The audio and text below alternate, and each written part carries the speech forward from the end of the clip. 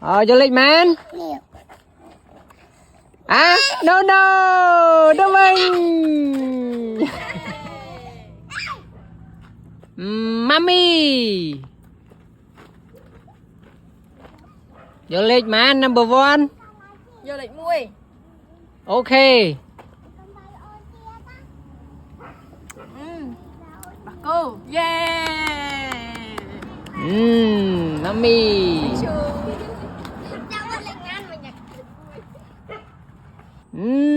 Baby Chin.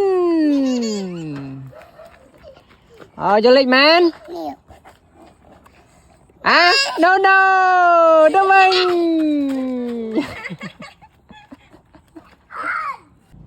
Baby Vivi.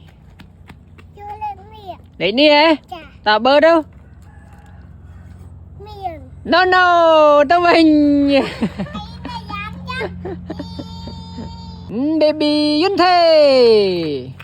Vô lịch man. Vô lịch nè. Ta.